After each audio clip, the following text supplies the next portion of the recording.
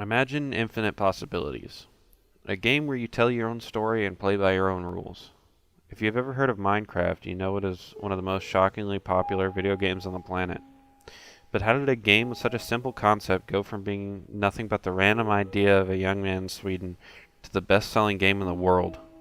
Today we are going to dive in and discuss how one man from Sweden developed the best-selling game of all time.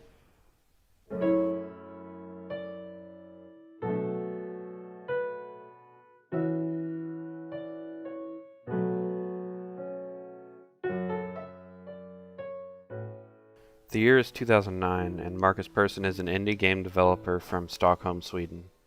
Marcus has been programming since he was only 8 years old. He is very passionate about programming and video games, and has worked in web development and worked for King.com, the developers of Candy Crush, for 4 years.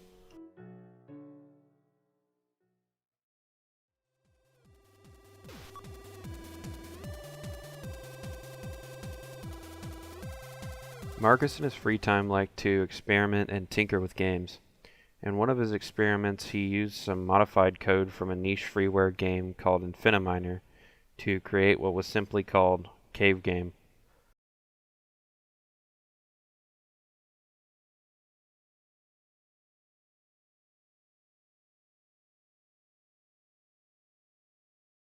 This is the earliest footage of the game that is publicly available. Here we can see a basic skeleton of the game we know today being formed. This is Minecraft in its most basic form. There isn't any goal at this point. The version is essentially just to test the game's engine and ensure that it can properly create worlds.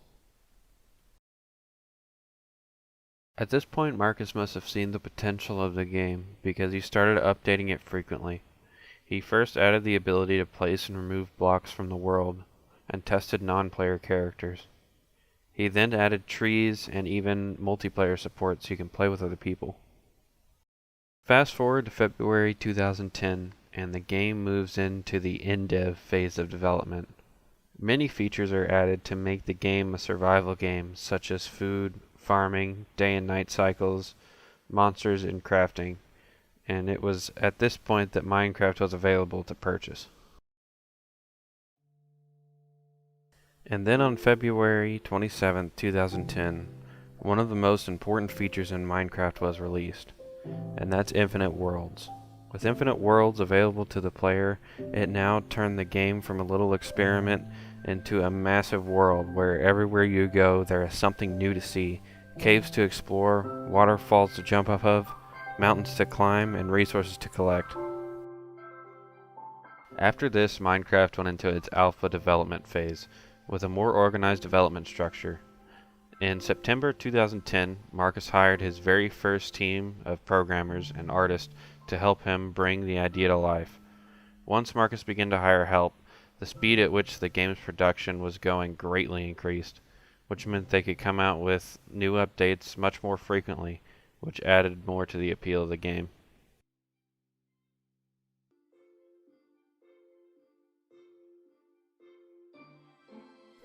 One of the things that contributed most to Minecraft's success was YouTube. With a game where you can do anything you want, it is natural that people would make videos about all the things they've discovered and created in the game.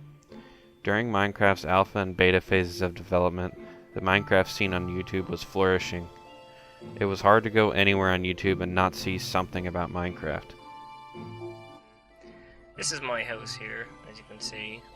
All you do is you put it in the center here like this, and then set a fire to it. Now, not always, but most of...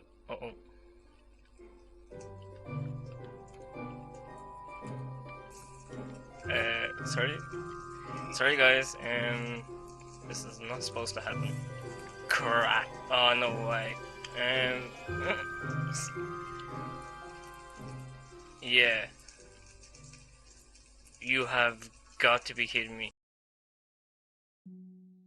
Now it's November 2011, and the game's development has been going very well. Many of the modern Minecraft features are here now, and the game has sold 4 million copies. The game is officially going to version 1.0, meaning that it is officially a feature-complete game. But not everything was perfect.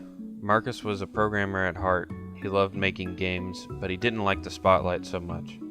The pressure from success was too much, and he decided to step down from leadership on Minecraft shortly after the 1.0 release. After this, development still continued on the game, mainly with releasing various different versions of Minecraft for many platforms like consoles and phones, which made the game accessible to a whole lot more people. Development continued to go smoothly when in 2014, Microsoft sees the success of Minecraft and offers to buy Marcus's company, Mojang, and all the rights to Minecraft for $2.5 billion, which he accepts.